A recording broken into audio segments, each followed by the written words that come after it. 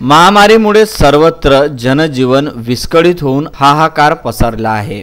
त्यामुळे अनेक गोरगरिबांचे कामधंदे पूर्णतः ठप्प झाले आहे। अनेकांवर उपासमारीची ही वेळ आली आहे। मात्र अमरावती शहरातील महाराष्ट्र नवनिर्माण सेना यांच्या वतीने जे गरीब, गरजू, निराधार अशा परिस्थितीमध्ये जीवन जगणारे आहेत त्यांच्यासाठी अन्न वाटप करण्याचा कार्यक्रम अविरतपणे त्यांनी सुरू केला आहे। प्रत्येक ठिकाणी जाऊन महाराष्ट्र नवनिर्माण सेनेच्या वतीने अन्नदानाचे महाकार्य करण्यात येत आहे। महाराष्ट्र नवनिर्माण सेना अमरावतीच्या वतीने आजपासून म्हणजे दिनांक 7 मार्च पासून दररोज गरजूंना मोफत अन्नाचं वाटप करण्यात येत आहे।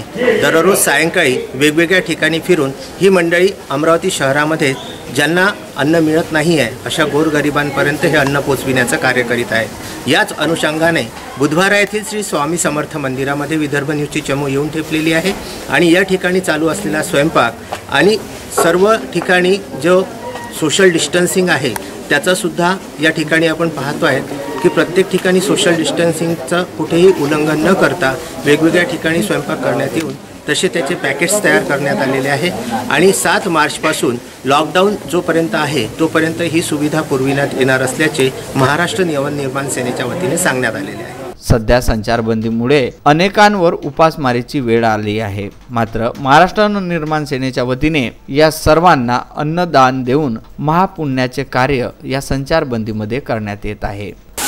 गेल्या 10-15 दिवसापासून संपूर्ण देशात लॉकडाऊन झालेला आहे आणि अशा परिस्थितीत बरेच रोजगार ज्यांना रोज कमवून रोज खात होते अशा वशे आणि रस्त्यावरचे भिकारी आणि असे बरेच गरीब लोक आहेत की ज्यांचे खायचा प्रॉब्लेम झाला आहे, रोजच्या जेवणाचा प्रॉब्लेम झाला आहे।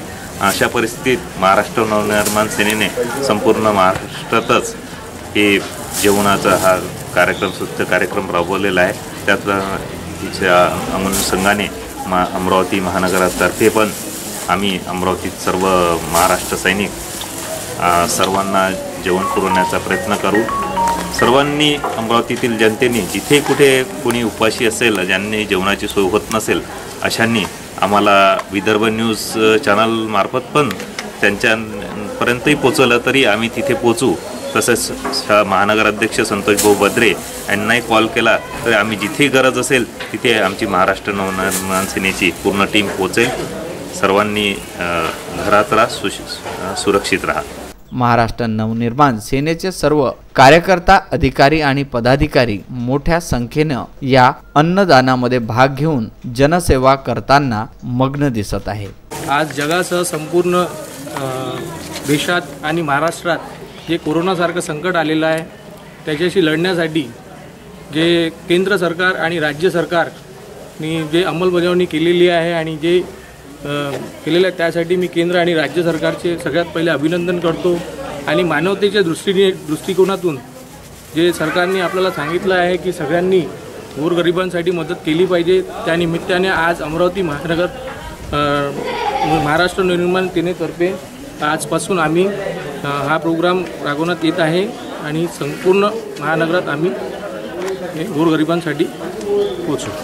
संपूर्ण देश आणि महाराष्ट्र आणि तसेच जग कोरोना नावाच्या संकटाशी एक झुंज देत आहे आणि म्हणूनच गेल्या 15 ते 16 दिवसापासून आपला देश पंतप्रधान श्री नरेंद्र मोदी यांच्या सांगण्यावरून लॉकडाऊन झालेला आहे आणि महाराष्ट्रसुद्धा मुख्यमंत्र्यांच्या आदेशावरनं महाराष्ट्रातसुद्धा संचारबंदी लागू झालेली आहे आणि या शिस्तीचं पालन करण्यासाठी संपूर्ण देश आज सहकार्य करत आहे आणि अतिशय शिस्तबद्धपणे म्हणजे लोक घराबाहेर पडत नाही। असं सर्व सुरू असताना मात्र ज्यांचं पोट हातावरती आहे त्यांना मात्र आपल्या पोटाची खळगी भरण्यासाठी त्रास होत आहे।